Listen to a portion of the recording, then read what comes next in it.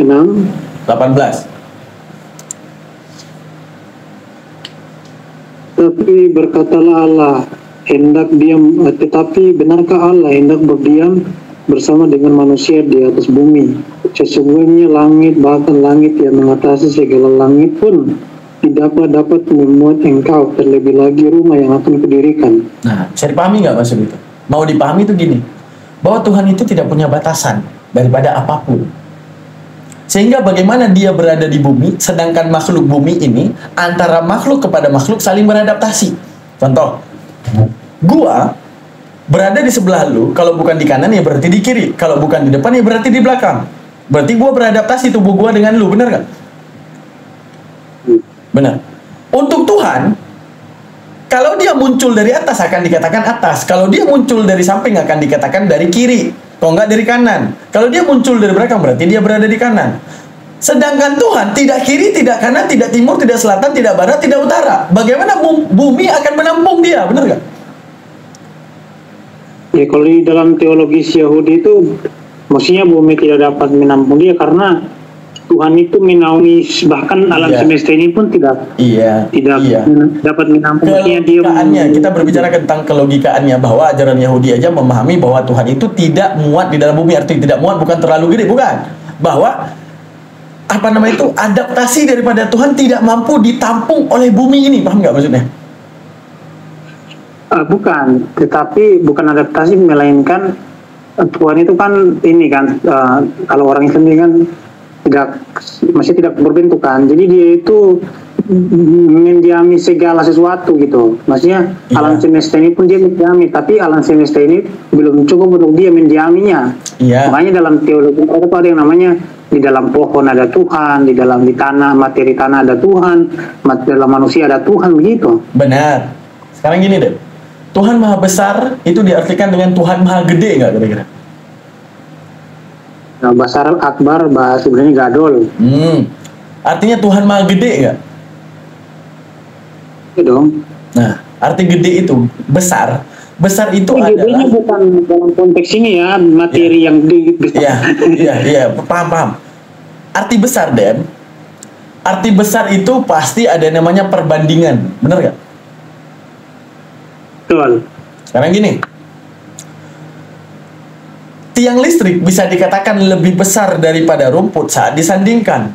Tapi kalau tiang listrik hanya berada sendiri, bisa nggak dikatakan besar?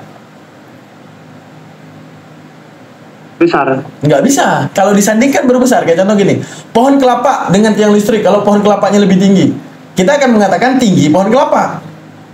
Tapi kalau pohon kelapa itu sendiri nggak bisa dikatakan tinggi, nggak bisa dikatakan pendek, karena nggak ada perbandingan, benar nggak? Jadi ada perbandingan dulu, baru bisa ditentukan. Ini lebih besar atau lebih kecil. Coba kamu lihat jari telunjuk. Kapan kamu bisa bilang dia pendek kalau ada jari tengah? Kapan dia bisa dikatakan panjang kalau dibanding dengan ibu jari?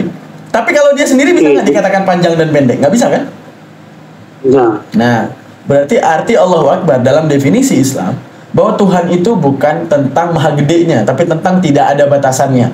Sekarang gini, kecil itu bukan sesuatu yang terhina. Bisa nggak gini, kalau Tuhan Maha Besar, lalu kepada benda yang kecil mampu mengalahkan Tuhan, karena Tuhan nggak mampu kecil, benar nggak? Nah, dalam definisi Islam, Allah itu Maha Besar, artinya Allah itu tidak punya batasan. Arti tidak punya batasan, tadi kayak contoh gini, benda kecil, kan itu batasan, setelah disandingkan dengan sesuatu yang lebih besar daripada dirinya, benar nggak? Kalau Tuhan tidak mampu mengecil,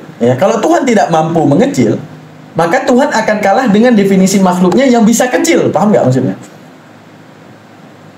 Iya, paham. Nah, sedangkan kalau ada yang tidak mampu daripada Tuhan, dia bukan Tuhan. Maka definisi yang terbangun bahwa Tuhan tidak punya batasan. Bukan kecilnya, bukan besarnya, bukan kirinya, bukan kanannya, bukan utaranya, bukan selatannya, bukan timurnya, bukan depannya, bukan belakangnya. Bisa dipahami? Bisa. Nah, bahwa Tuhan itu, bukan gede banget, bukan. Tapi tanpa batasan. Bagaimana kita akan mengatakan besar? Kan kata-kata besar itu punya batasan. Kayak contoh gini, coba lu lihat jari tengah. ya, dengan jari kelingking. Kan yang besar jari tengah nih. Ya nggak? Iya. Kapan kamu bisa bilang jari tengah ini besar? Karena kamu bisa katakan bahwa jari tengah itu punya kiri dan kanan, atas dan bawah, yang punya volume lebih besar daripada kiri, kanan, atas, bawah yang dipunyai kelingking. Benar nggak? Ya, karena ada perbandingan yang itulah bang. Nah benar. Lalu bagaimana kita mengatakan gede kepada Tuhan kalau Tuhan itu tidak punya kiri dan kanan, atas dan bawah? Tidak perlu, bukan tidak punya, tidak perlu kayak kita. Berarti Tuhan itu bukan tentang kebesarannya, tapi tentang tidak punya batasan daripada apapun. Paham maksudnya? Kita bisa katakan besar kalau punya batasan tadi. Kayak contoh, lebih besarnya jari tengah daripada jari kelingking. Kenapa? Ada kiri, ada kanan, ada atas, ada bawah daripada jari tengah. Setelah kita lihat volumenya lebih gede.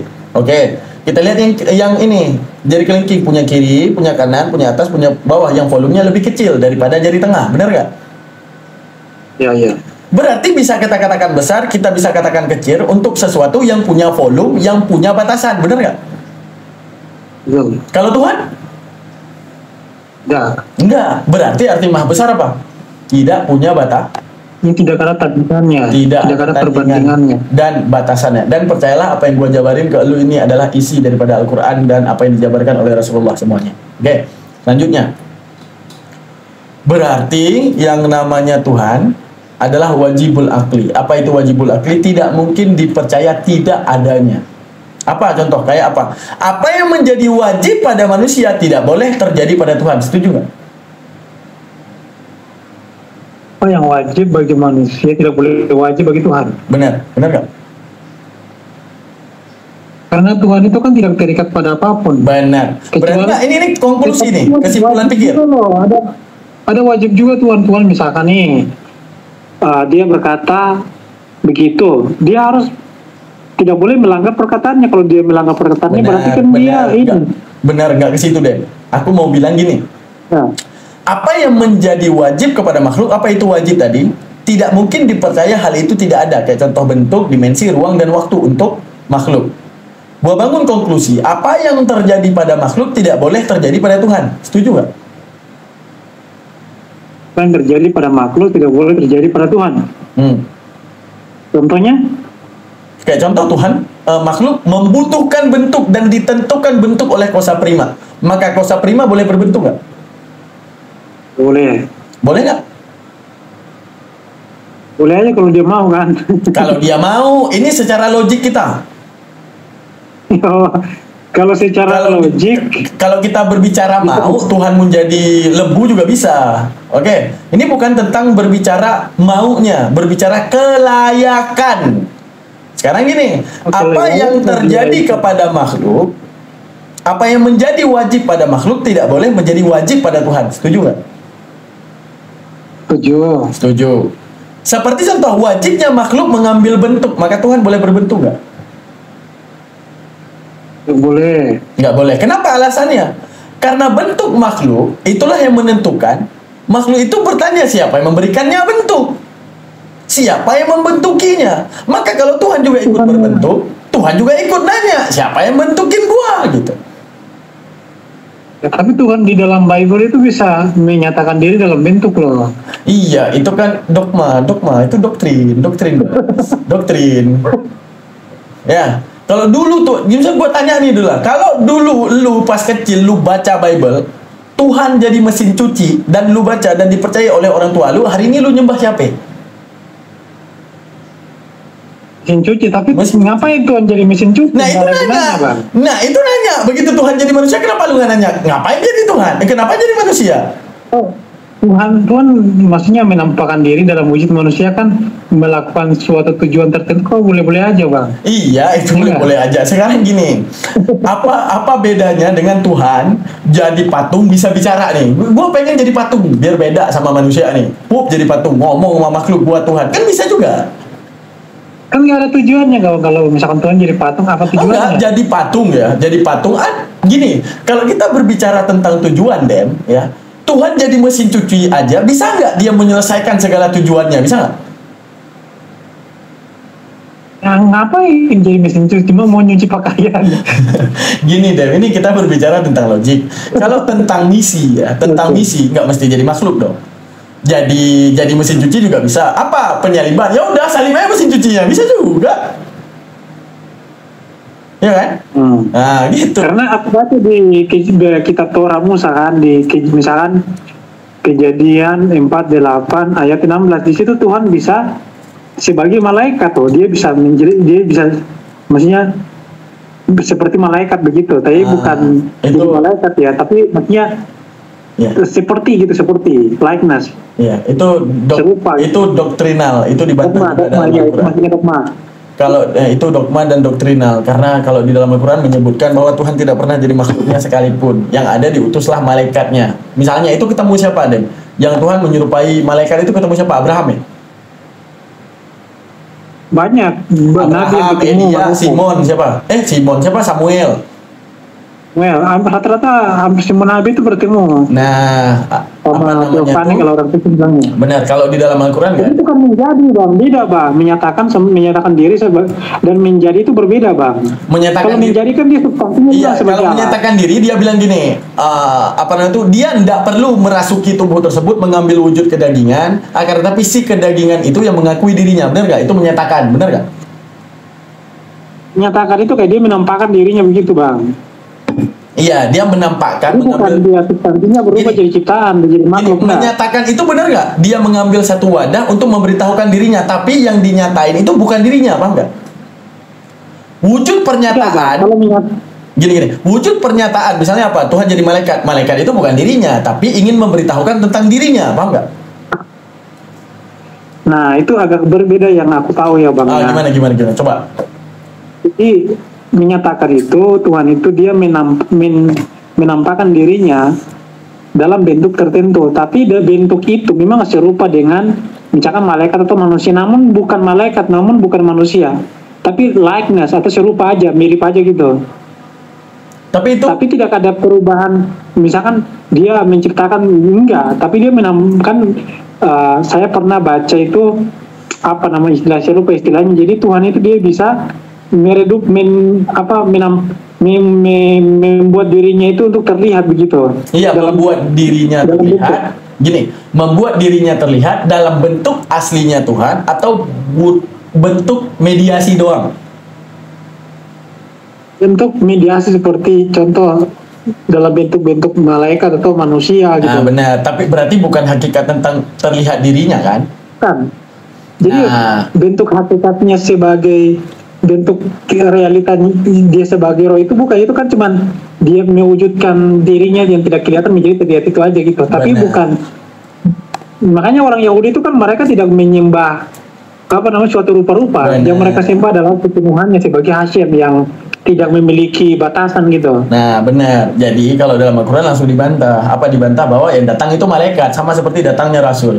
Datangnya Rasul kasih tahu Tuhan, datangnya malaikat juga kasih tahu Tuhan. Kayak contoh, malaikat menyerupakan dirinya ketemu dengan Nabi Lut.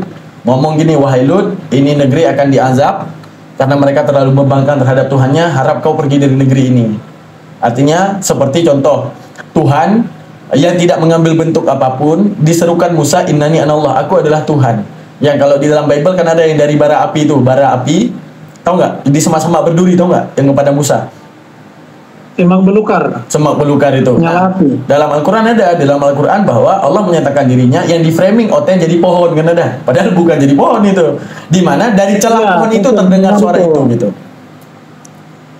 Nah, kalau di framing sama orang Kristen kan bahwa Tuhan jadi pohon, kagak ada. Bahwa itu ada min di situ. Nih gua bahas ya. Min itu namanya jihadiyah. Kayak gua bilang, aku mendengar suara si Demian dari celah dinding. Apakah Demian jadi dinding? Nah, atau kamu mendengar suara saya dari HP, apakah saya HP gitu kan? Nah, gitu. Jadi mau dibilang bahwa dari celah pohon tersebut terdengarlah suara Tuhan, di mana Tuhan memperkenalkan diri, innani anallah, bahwa aku Tuhan. Buktinya Musa nggak nyembah pohon, kan gitu ya, sebagai buktinya. Nah, kalau di dalam keyakinan mereka bahwa ya keyakinan Yahudi yang sifatnya dogma tadi, bahwa Tuhan menyatakan dirinya dalam satu bentuk, kan gitu ya, ya kan? Nah, kalau di dalam Islam nggak ada. Yang ada segalanya adalah utusan. kapan spesialnya manusia dan seluruh malaikat akan melihat Tuhan nanti di surga, bahwa kalian akan melihat sesuatu yang tak pernah kalian lihat. Jadi berbicara tentang Musa lagi tadi. Ketika Musa dikatakan, engkau tidak sanggup melihatku Musa. Oke, baru dibuka tabir tentang Tuhan, meledaklah gunung dan Musa pingsan. Kenapa? Karena Allah tidak memberikan kekuatan terhadap Musa untuk melihat dirinya. Tapi Allah menjanjikan, suatu saat nanti kita di surga, semua akan diberikan kekuatan terhadap tubuh kita menampung Allah sehingga kita bisa lihat. Apakah dari kiri Bang Rahman? Bukan. Dari kanan? Bukan. Jarak dekat? Enggak. Jarak jauh? Enggak juga.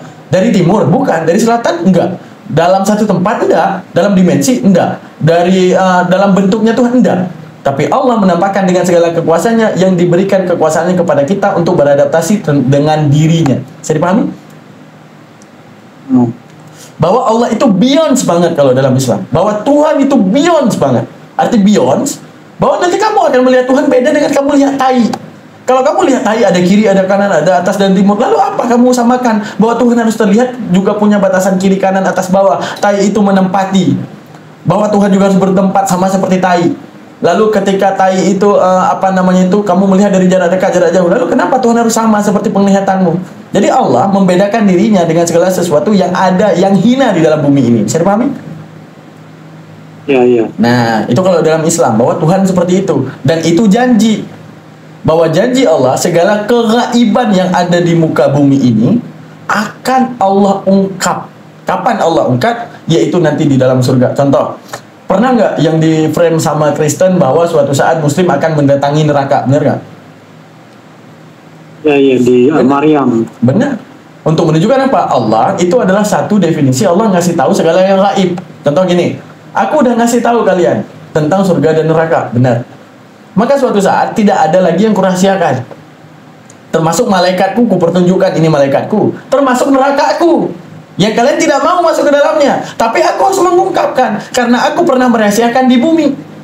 Maka suatu saat Muslim yang tadi dirahasiakan akan ditampakkan. Oh, ini neraka, bukan masuk ya. Studi banding lah. Studi tour. Ini neraka, di dalamnya ada Edis. Kalau lu kemungkinan Islam ya berarti lu nggak ada di sana. Ya kalau ini keimanan gue ya kan gitu ya. Kalau sesuai keimanan gue, kalau lu nggak mau ngambil kebenaran yang ada di otak lu, ya berarti lu ada di sana juga. Ya gue bilang, Dem, ngapain lu di sana? Ya bang, aku nggak dengerin lu tadi di atas. Oke, sekarang Dem, coba lu buka ini. Al-Fat ayat 57 ya, bentar. Nih. Lu buka ini. Allah mau bilang bahwa nggak perlu baca Al-Quran untuk mengenal Allah nih. Al-Fat 37 coba buka. Al-Fat 37 coba buka. Surat berapa tuh bang? Al-Fat 37. Al-Fatir 37. Al-Fatir pakai H. Al-Fathir 37. Maksudnya nama suratnya surat ke berapa? Surat ke Al-Fatir surat ke berapa ya? Al-Fatir ini surat berapa ya? Nggak bisa ini ya? Nggak. Surat 45 deh nggak salah. 45? Ya 45. Benar nggak? Al-Fatir. Coba, lu nggak bisa langsung tulis di Google. Ya, ada saya nggak, kan 42 HP kan? Buka aja Al-Fatir 37. Lu tulis Al-Fatir 37 juga langsung nampak. Oh iya, sebentar. Al-Fatir 37.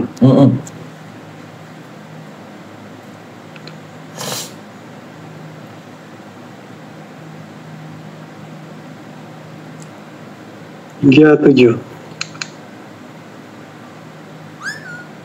Dan mereka berteriak minta pertolongan, ya Tuhan kami, kalau engkau menggantikan yang demikian kepada kami, tentulah kami akan menjadi orang-orang yang beriman, berterima kasih. Terus? Ya 7 kan? Ya, gimana? Maka berteriaklah di dalam neraka, benar nggak? Coba. Dan mereka berteriak minta tolong, ya Tuhan kami, kalau engkau menggantikan yang demikian kepada kami, tentulah kami akan menjadi orang-orang yang berterima kasih. Gitu doang? Ya. Enggak, berarti lu Al-Fat lu buka tuh. Al-Fatir 37. Al-Fatir itu ayat berapa ya? Bukan dari Google. Iya, bentar ya. Gini, Al-Fathir, F-A-T-H-I-R. Coba tulis. Al-Fathir. Fathir. Fathir. F-A-T-H-I-R. Pakai D. Pakai apa? T atau D? T. Iya, ini Al-Fathir 37 kan salah. Al-Fathir 37. Dan mereka iya. Dan mereka berteriak di dalam neraka. Itu Ya dia. Tuhan kami terus. Aku baca yang ininya, enggak ada kurungnya.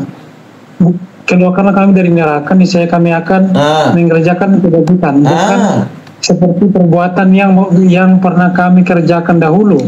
Gitu. Terus? Dikatakan kepada mereka, bukan kami telah memanjangkan umur dalam masa yang cukup untuk dapat berpikir. Bagi? Entar iklan lagi. Berpikir bagi orang ya? Bagi orang yang mau berpikir. Nah, bukanlah pula telah datang kepadamu seorang pemberi peringatan. Maka rasakanlah azab kami bagi orang-orang zalim, tidak ada seorang penolong pun. Nah, gini Dem. Allah nyuruh baca Al-Quran apa nyuruh mikir? Mikir. Nah, Allah mau bilang gini. Wahai manusia yang tidak menyembahku. Ya udah, kalau lu nggak percaya Nabi Muhammad, lu nggak percaya Al-Quran, nggak usah baca. Tapi coba kalian berumbuk cari Tuhan. Kalau kalian katakan Tuhan patung, Tuhan kalian bentuk dan jadikan patung, bukankah di dalam otak kalian tahu Tuhan itu maha kuasa? Lalu bagaimana kuasa itu kalian sematkan kepada patung yang tidak kuasa? Jadi Allah mau bilang aja, kayak contoh yang kita lakukan tadi, Dem. Andai kan kita harus bertuhan, Tuhan seperti apa? Lu bilang, yang kuasa, yang maha pencipta, maha ini, maha segalanya. Gua bilang, segala definisi makhluk yang ada di bumi ini bisa layak nggak kepada Tuhan? Enggak. Berarti satu pun nggak bisa disembah? Iya. Berarti kita punya Tuhan yang kita sembah di luar daripada semua makhluknya. Makanya, orang-orang yang menyembah selain Allah suatu saat akan menangis dalam neraka dan mengatakan, Ya Allah, izinkan kami hidup sekali lagi, kami akan melakukan kebaikan, kami akan menyembah segala sesuatu yang merupakan dirimu, yang bukan orang lain, yang datang daripada orang tua kami. Allah bilang, oi, umurmu udah cukup. Aku berikan kamu umur yang cukup dengan masa yang panjang untuk kamu dapat berpikir dan menemukan aku. Dan telah kudatangkan seseorang yang memberi peringatan. Siapa? Nabi Muhammad SAW kepadamu. Untuk ngasih tahu bahwa azab aku sangat pedih. Jadi hati-hati. Sekarang Allah mau bilang bahwa isi pikiranmu dapat menemukan Tuhan. Tapi yang membatasi kamu tidak menyembah Tuhan yang sebenarnya ketika dogma dan doktrinal itu datang daripada kamu. Sekarang kita membahas gini. Tentang agama, Dem. Tentang agama, Dem. Nah, ayat ini cuma yang harus lu teliti. Jangan sampai lu masuk dalam ayat inilah. Waduh, ya Allah, hidupin aku sekali lagi. Padahal aku udah mikir. Dan aku tidak berani menggenggam kebenaran yang dikasih oleh Bang Daman saat itu. Sekali aja. Ya, kamu udah mikir. Tapi umurmu udah cukup panjang untuk dapat berpikir. Dan kamu tidak berani menggenggam kebenaran tersebut. Karena cuma satu. Yang ada di otakmu udah benar. Cuma satu. Berani nggak genggam kebenaran itu? Allah mau bilang itu. Oke. Sekarang gini deh. Kita berbicara tentang agama. Rata-rata faktor pendukung agama itu pertama doktrinal, yang kedua histori, yang ketiga rasional. Benar gak? Betul. Benar. Pertama doktrinal. Doktrin adalah kita bilang satu afirmasi lu harus nyembah. Benar gak? Kayak contoh gini.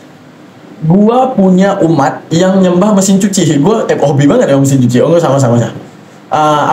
Pohon giant sequoia yang ada di Amazon. Gua bilang gini, wahai penduduk Amazon, sembahlah pohon sequoia.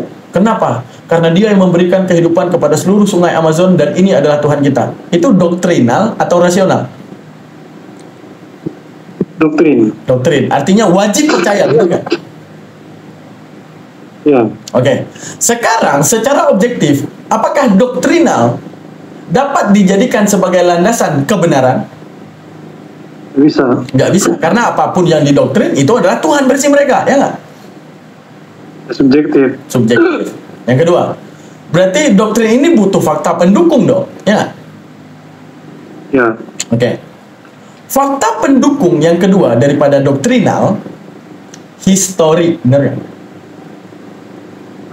Histori. Oke, akhirnya kepala suku menceritakan historinya dulu.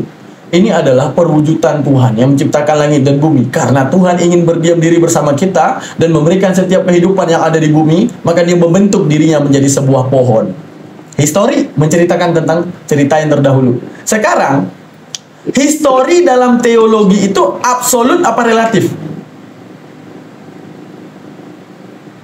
Ya relatif, karena histori itu kan bisa berubah. Bukan karena berubahnya. Sekarang contoh Hindu. Bagi orang agama Hindu, mereka percaya nggak sejarahnya paling benar? Percaya. Oke, bagi Kristen percaya nggak kalau sejarahnya paling benar? Sama juga. Bagi Yahudi percaya nggak kalau sejarahnya paling benar? Sama. Oke, bagi Islam percaya nggak kalau sejarahnya paling benar? Sama. Oke, bagi agama Majusi ataupun Zoroaster percaya nggak kalau sejarahnya paling benar? Percaya. Oke, maka setiap agama meyakini bahwa sejarahnya paling benar, ya nggak? Benar nggak? Sekarang gini. Iya. Oke, berarti sejarah dalam paham teologi bisa nggak dijadikan landasan kebenaran? Ya, bisa aja kan, mereka kan menggunakan sejarah mereka untuk landasan teologi. Ya udah, tapi sifatnya subjektif apa objektif? Sifatnya itu subjektif. Subjektif. Gini, misalnya kita bilang, lu ngomong ke Hindu, misalnya lu Kristen, lu ngomong ke Hindu, wah sejarah gua hebat. Kenapa? Ada Tuhan jadi manusia, datang dari surga, ya, kemudian balik ke surga menebus dosa umat manusia. Kira-kira Hindu percaya nggak? Iya. Mereka nggak akan percaya karena mereka punya sejarah Brahmana, Shiva, Krishna, Laksmi, Ganesha dan segalanya. Ataupun lu ceritain ke Buddha deh yang berpaham Siddhartha Gautama, Dewi Kuan Yin dan segalanya. Percaya nggak mereka sejarah lu? Enggak. Menunjukkan apa? Masing-masing punya histori. Nah, untuk menunjukkan apa? Sejarah ini bisa nggak jadi landasan menemukan Tuhan? Ya, kalau saya sih nggak masukin itu sebagai sejarah, yaitu iman. Kitab suci itu iman doktrin. Iya, untuk menunjukkan apa? Dalam menemukan Tuhan, boleh nggak kita sandarkan sejarah tentang kebenaran Tuhan? Nggak bisa. Nggak bisa, karena relatif kan? Ya, karena masing-masing punya histori. Benar. Historinya. Berarti kita akan menolak Kristen yang mengatakan, wah sejarah kami lebih konkret, kalian ada abad ke-7. Lah, apa kabar dengan Hindu? Lebih awal daripada sejarah Kristen, benar nggak? Iya, kalau dibilang membuktikan iman 100% dengan sejarah, ya nggak bisa, saya kan? juga nggak sepakat. Tapi memang ada maksudnya kisah-kisah yang dari agama yang bisa dikonfirmasi dengan sejarah. Kayak contohnya kisah Yesus kan memang ada konfirmasi. Mestinya ada sejarawan yang memang mengatakan bahwa tokoh ini pernah hidup, atau misalkan Nabi Muhammad. Ada sejarah juga yang misalkan dari Romawi. Ada kan tulisannya tuh, saya pernah baca tuh. Benar. Tapi dari Romawi yang mengakui. Tahu dalam paham teologi sejarah itu sifatnya relatif, bukan objektif, benar nggak? Gitu ya. Benar nggak? Dalam paham teologi, Betul. sejarah itu masuk ke subjektif, bukan objektif, benar nggak? Iya.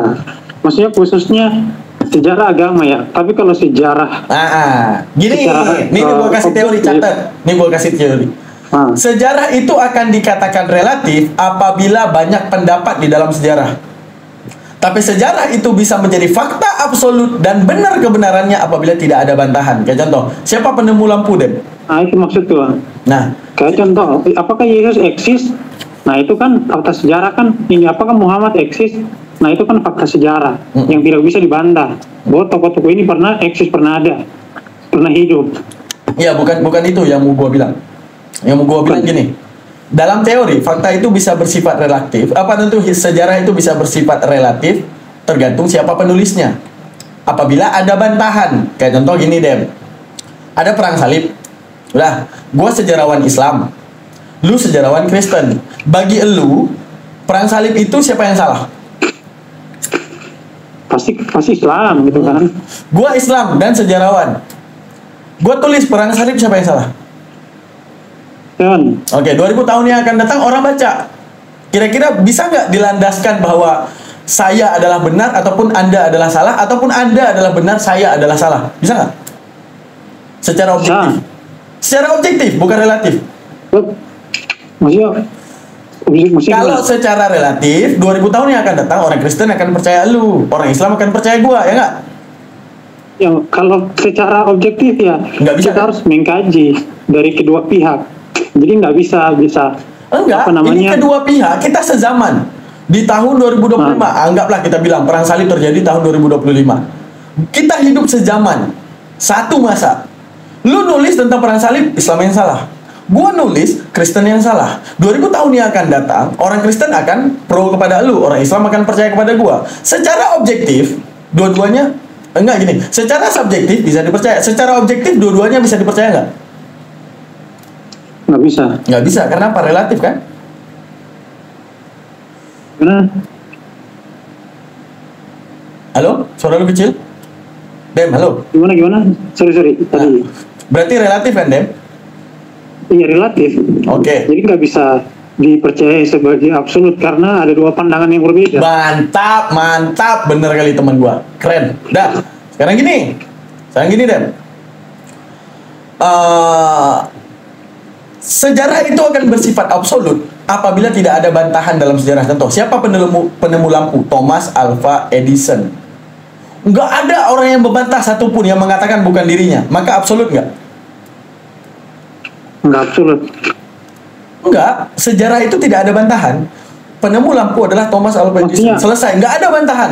Nggak ada penulis lain, oh bukan dia. Oh tapi si ini, oh si Waleman. Oh enggak, si Salim. Oh si ini, oh si itu. Si Erben, kagak ada. Itu absolut. Absolut kan? Nah, tapi kalau teologi bisa nggak sejarahnya jadi absolut? Apa? Dalam paham teologi, bisakah sejarah itu menjadi absolut?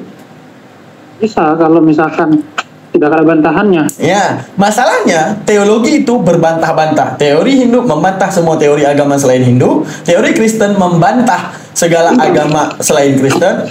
Histori Islam membantah segala agama selain Islam. Benar nggak? Untuk kita di tahun 2025, absolut nggak sejarahnya? Ya, kalau dibilang absolut, definisi absolut yang dimaksud seperti apa dulu?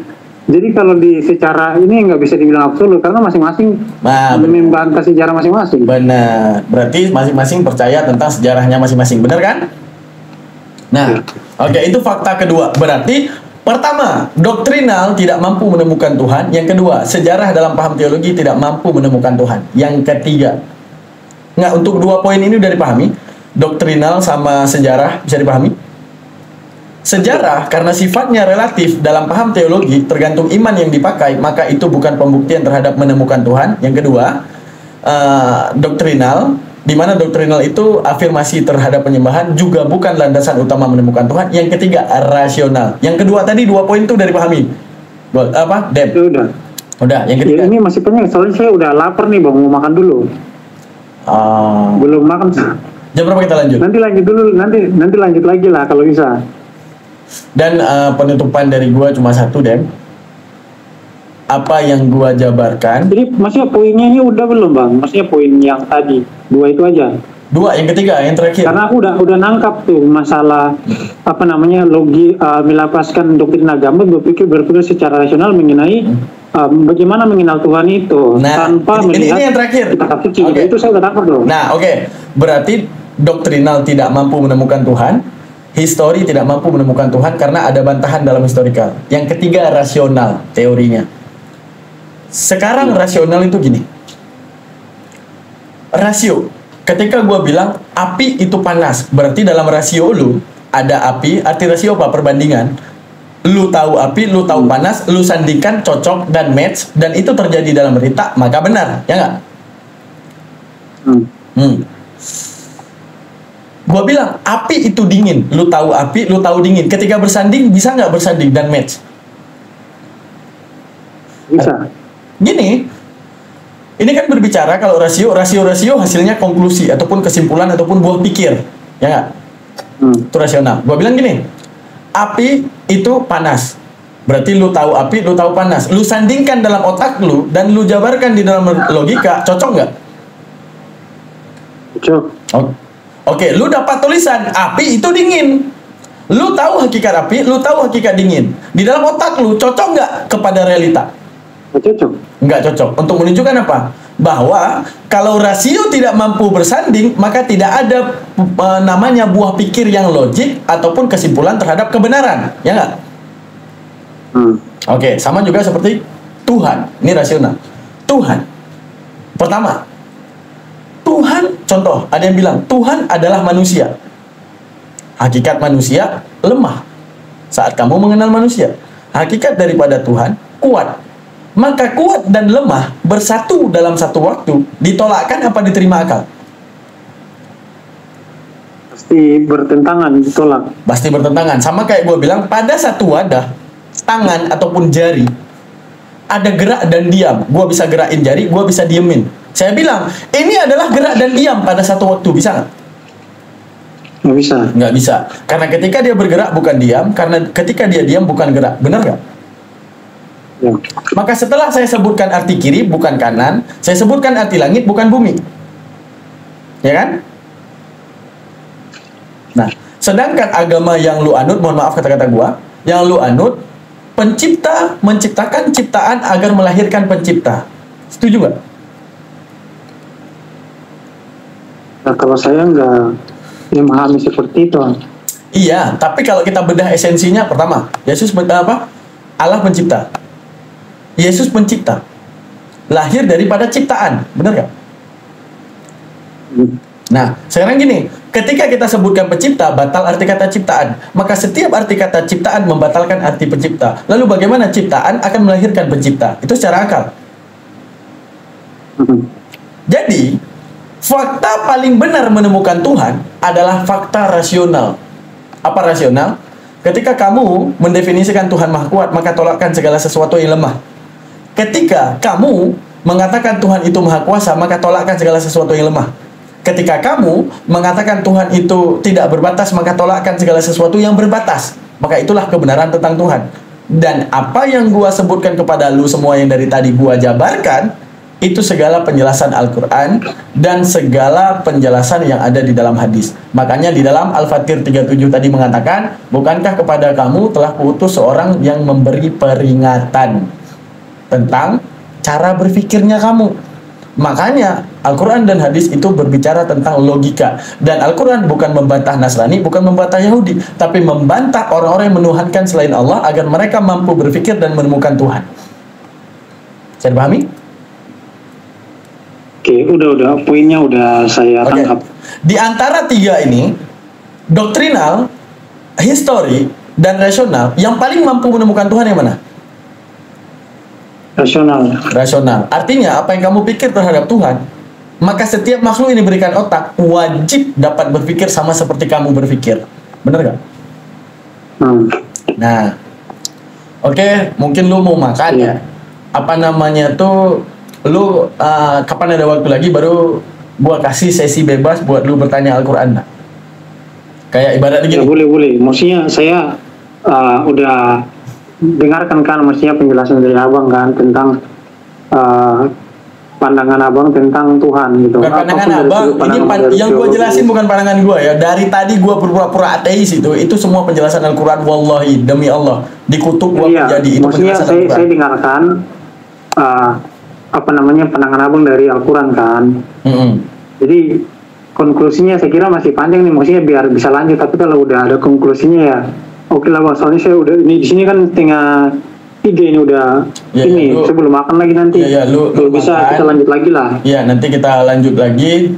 Nanti di keputusannya lu yang mikir sendiri ya, lu yang mikir sendiri antara ya lu syahadat ulang atau lu baptis ulang, antara dua. Iya, oke. Jadi ya, thank you bang. Jadi pesan gua terakhir. Oke. Gini deh.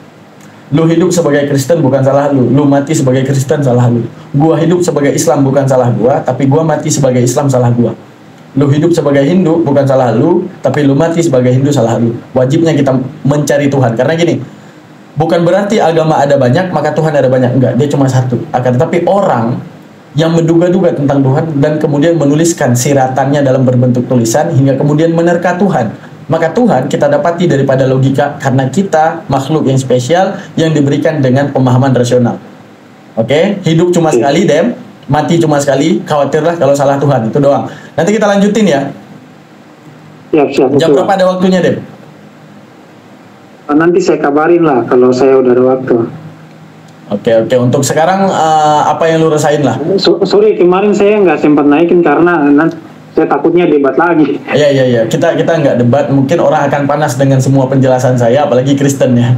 Pasti panas itu. Nah, nggak gue cuma mau tahu aja posisi iman lu sekarang berada di tengah atau dominan kepada sesuatu agama, Dep?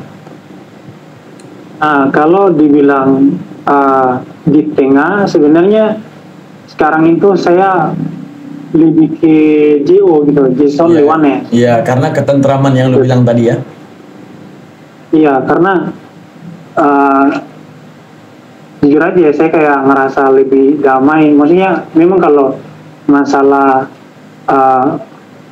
ketuhanan gitu kan, saya udah membuat perbandingan gitu kan antara Yahudi, Kristen. Kalau Kristen mah, aduh saya mah tidak ini. Iya, kalau mau bilang ini pakan Yunani. Ketentraman itu hak natural, Dep. Artinya lu tanpa agama pun lu bisa. Ibaratnya gini, lu bisa tenang dengan lu berbuat baik. Lu bisa tenang ketika ada orang bisa berbuat baik kepada lu tanpa lu harus beragama. Jadi tenang itu natural, bukan datang dari agama. Nah, sekarang yang harus gue bilang ke lu cuma satu, mungkin lu belum mendalami Islam dan lu belum menjalani titus-titus ataupun ritual yang ada di Islam ataupun ibadah lah kita bilang ya. Makanya mungkin lu belum mendapati yang namanya ketenangan dalam Islam. Cuma yang paling kita perlu, yang paling penting lu tahu cuma satu, cara lu menemukan Tuhan. Jadi next time kita bahas lagi. Semua pertanyaan lu akan gue jawab dan bagaimana kita berpikir objektif. Dan gue cuma khawatir cuma satu, Dep. Ayat Al-Fatir 37 itu terjadi ke lu, cuma itu aja. Makanya gue pengen ngomong sama lu itu doang. Oke? Jadi untuk semua konklusi yang gue hadirkan, kira-kira masuk logika atau subjektif dari gue doang? Kalau penilaian ini pribadi saya ya Bang ya. Ada subjektifnya, ada juga yang memang saya terima gitu, objektif. Oke. Gimana? 60% objektif lah gitu. 60-70% lah gitu. Siap. Baru nanti gua next mau jabarin siapa Yesus yang ada di Al-Quran, siapa Daud yang ada di Al-Quran, siapa Ismail yang ada di Al-Quran. Semua apapun yang telah difitnahkan, gua akan ceritain Al-Quran ngomong apa. Makanya lu penasaran kok Al-Quran bilang sesuatu yang nggak sesuai dengan sejarah, ya kan? Ya, itu yang saya itu agak jawabannya skeptik ya. Iya, itu jawabannya kayak gue bilang tadi, sejarah itu mampu dipalsukan, itu satu. Yang kedua, sejarah itu sifatnya relatif. Oke, artinya relatif. Kenapa gue harus terima Kristen? Gue punya sejarah sendiri. Kenapa kenapa Yahudi harus terima sedangkan gue Kristen? Gue punya sejarah sendiri. Kenapa Yahudi harus menerima Islam sedangkan Yahudi punya sejarah sendiri? Berarti menunjukkan apa? Sejarah ini tergantung siapa penulisnya. Dan kita juga bisa jadi sosok sejarah. Contoh gini, Dem. Ini nih paling mudah ya. Dem, Yesus disembah karena lu baca daripada satu kitab yang namanya Bible, benar? Ya. Benar. Sekarang gini, lu sekarang tuliskan satu kitab yang daman adalah Tuhan. Hidup di Jakarta, menembus dosa, kepleset di tiang Monas misalnya. Dan diyakini oleh seluruh dunia kitab ini benar misalnya. 2000 tahun yang akan datang ketika orang membaca ini, orang menuhankan gua nggak kira-kira? Menuhankan. Nah, untuk menunjukkan apa? Kalau Yesus bisa sembahkan karena tulisan, maka setiap manusia juga bisa disembahkan karena tulisan. Lalu apakah Yesus sebagai Tuhan yang benar? Nanti lanjut aja Bang, saya udah lapar nih. Oke, kalau kayak gitu. Oke, makasih ya, sorry mengganggu waktunya. Oke, Dem, makasih banyak. Gua nggak apa-apa sih, cuman kalau udah free lagi nanti saya kabarin lah Bang. Oke, besok ada atau enggak nanti sore, kapan? Nanti saya chatting lah, kan saya udah tahu nomornya nih. Oke, ini apa namanya tuh, sering-sering lu teliti Al-Baqarah 140 ya. Yang gue bilang tadi bahwa Allah utus Nabi Muhammad untuk ngasih tahu kejadian di belakang, gimana kejadian yang sebenarnya. Klarifikasi lah. Artinya, kenapa perbedaannya beda? Apa perbedaannya dengan sejarah yang ada di belakang? Karena apa? Wujud daripada Al-Quran adalah klarifikasi daripada kejadian yang telah diubah, daripada kejadian yang telah mereka fitnah. Al-Quran datang klarifikasi, mereka nggak seperti itu. Ibrahim nggak seperti itu, Ismail nggak seperti itu, Lot tidak seperti itu, Daud tidak seperti itu, ini tidak seperti itu tidak seperti itu. Inilah yang sebenarnya. Karena Tuhan yang menciptakan 3 masa, masa lampau, masa hari ini, dan masa yang akan datang. Maka Tuhan yang paling tahu apa kejadian yang ada di bumi, makanya diutusnya seseorang untuk ngasih tahu siapa kejadian yang sebenarnya. Gitu deh. Oke. Izin ya. Siap. Oke, makasih kayak gitu ya. Aku ini dulu ya. Oke, tutup ya. Oke, sama-sama Bang. Ya, salam Dem. Assalamualaikum. Salam Bang. Iya.